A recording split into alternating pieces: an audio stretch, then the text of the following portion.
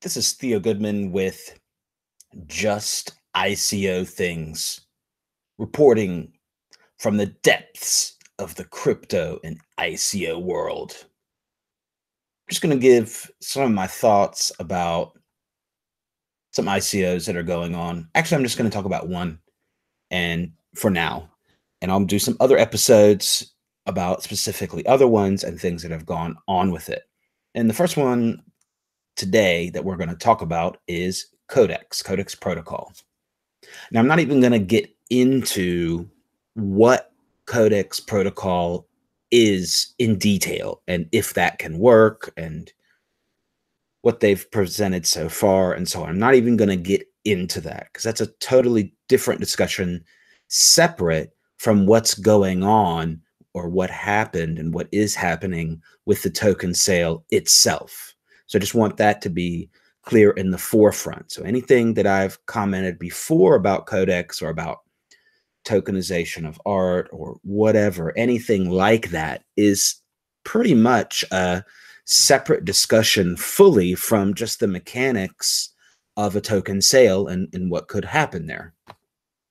So let's just go right into it. Go directly to the Codex Protocol Telegram channel where all the action happens in the ICO world in Telegram, as everyone knows.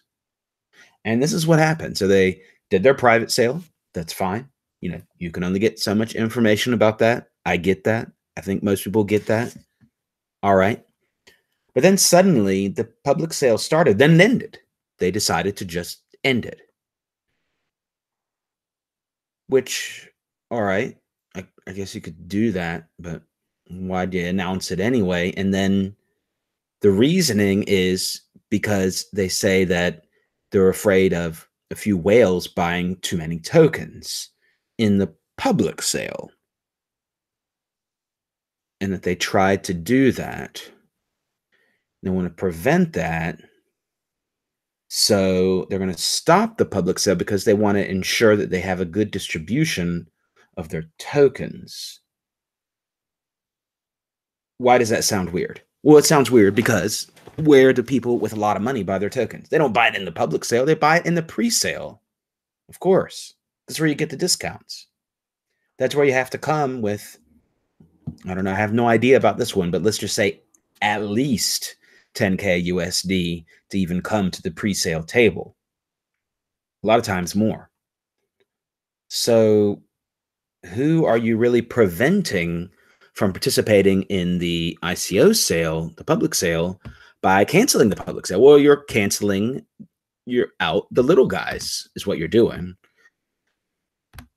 They say, okay, let's give them benefit of the doubt that they saw that some people were trying to, I don't know. They're not saying how they know it. They're just saying they noticed that people tried to do something to get a bunch of the supply in the public sale. Okay. That's great. Then let's see it. What's the breakdown then? Let's see the breakdown. Where is the breakdown of how many were sold in the public sale and how many were sold in the, how many were sold in the pre-sale versus how many could be sold in the public sale? Let's just see it, you know? All right, let's go to their Medium where it has more detailed information. You know, at Codex, we believe wholeheartedly that our technology reaches full potential. We must see it distributed as widely as possible. Decentralization, and they want to foster a sense of democracy in our project and build a strong community. That's why, even though they raised 12 million, they think that's enough. They opened it to community participation as much as they could, but because of community, they want to cancel it. Okay, that's great. But I would ask, you know, I've asked, and a few other people have asked in Telegram pretty nicely, I think, considering crypto and ICO world and, you know, things getting canceled because it says in the terms and conditions that you can just cancel it, but nobody can read the terms and conditions anymore because they're not on the website anymore.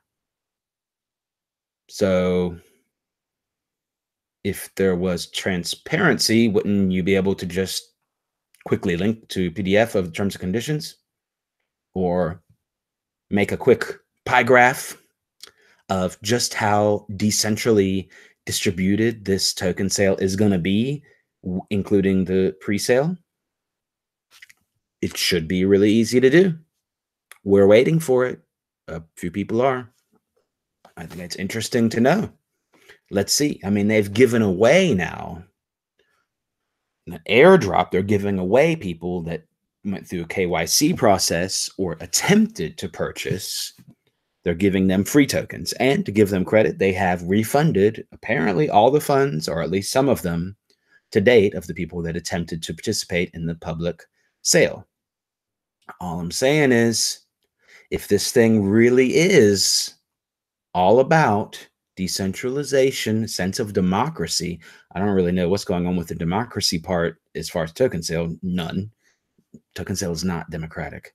And this is an example of that. And yeah, so let's just see it.